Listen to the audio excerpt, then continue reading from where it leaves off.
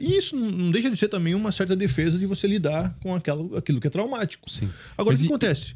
Isso te ajudou? Quer dizer, teve alguma relação do que você viu com 5 anos para você escolher a sua profissão?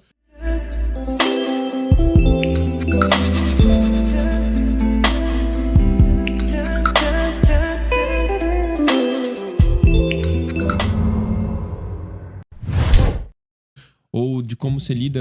Não teve. Você acha que isso não... Ou você não vê... Olhando hoje, né? Sim, depois olhando hoje não. Você acha que não interferiu assim na decisão? Não, eu quero ver essa situação traumática, eu quero ajudar as pessoas... Mas só que é interessante isso que você tá falando, porque o que acontece? Quando quem vive no interior, né? Quem vive no interior, volta e meia você convivia com uma violência dessa. Um cara que esfaqueava o outro, né? Era o cara que brigava lá no bar. Então, não que eu tenha visto algumas coisas, mas as próprias crianças da nossa época, não sei se pra vocês foram assim, a gente escutava muito filme de terror, quer dizer, muita história de terror. Sim. Os pais assustavam muito seus filhos. Eu não conseguia dormir de noite sozinho, ou ficava com medo. Mas essa história eu conto com detalhes, mas de uma certa forma, qual que é a diferença de você acessar um conteúdo traumático? Não é o relato em si, é a emoção que vem, né?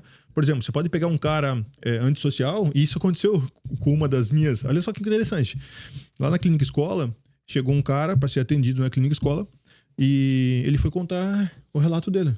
O antissocial é o psicopata falando. Não, a gente não sabia, né? Depois, Sim. olha o relato do cara. O cara senta lá, chega pra psicóloga e fala assim, ela perguntou, o que te traz aqui, né? Quero saber o que te incomoda.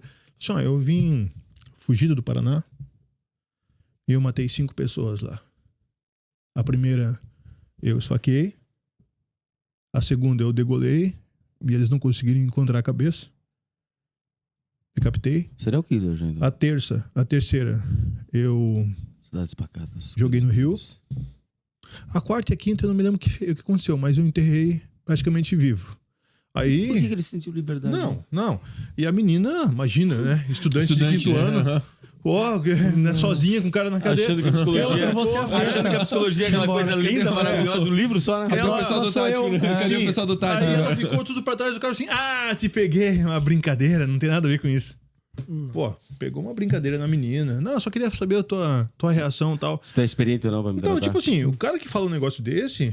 Ou ele é muito frio, e aí você desconfia, porque você não vai contar detalhes de um crime assim.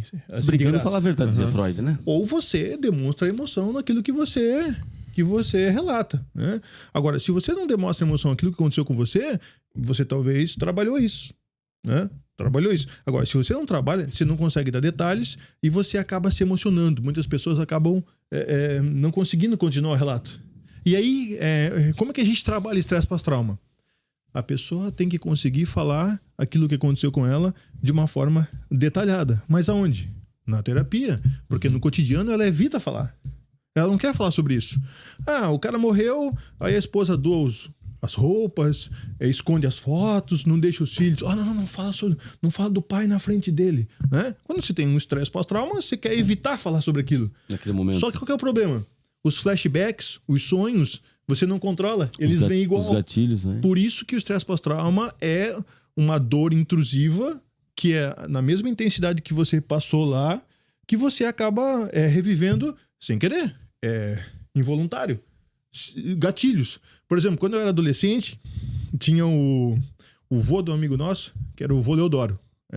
Ele tinha servido de pracinha na Segunda Guerra. A história dele era fantástica. Você serviu o batalhão, né? O quê? Eu vi umas fotos tuas bem Eu servi. Sim. Mas naquela época, o que acontece? O vô Leodoro contava umas coisas que aconteciam. Ele serviu na Itália, pracinha. E na época que a gente era adolescente, ele já tinha 80 e poucos anos. E, cara, era assim, domingo de tarde. As super histórias tranquilo. dele. Passava aqueles malucos de moto com os capos estourados. Turbado. Pá! Quando dava aquele estouro, o vô Leodoro, cara, se jogava atrás do sofá. Sim. Bora, cobertura, não sei o quê. Não. Vô, até parar, ele não... Qualquer estouro de foguete, o cara se jogava atrás, cara. Imagina, E já era. Tem de quem participou da Então guerra. como é que funciona isso? O cara não tem noção que ele não tá mais na guerra. O gatilho ativa aquela mesma experiência traumática muitos anos depois, como se você estivesse vivendo aquilo hoje, agora. Então, é um reflexo medular, já não é nem cerebral, né? Porque o cara é a sensação de defesa, né? Ele aprendeu que um estouro na guerra, ele tem que sair, ele tem que fugir. Então isso acaba sendo um reflexo, é um treinamento, ele treinou pra correr. Só que depois você voltar pra realidade, saber que a guerra acabou, esse é o, acho que é o grande, a grande dificuldade, né? O que você diz é importante realçar que é o condicionamento clássico do Pavlov. Você condiciona o teu cachorrinho, você dá um estímulo e ele tem uma resposta imediata. No caso do voo do Doro, todo estouro era se esconder. Sim. Né? Então isso É um não é instinto, nível, né? Um instinto de sobrevivência, não é nível né? racional, é nível instintivo mesmo.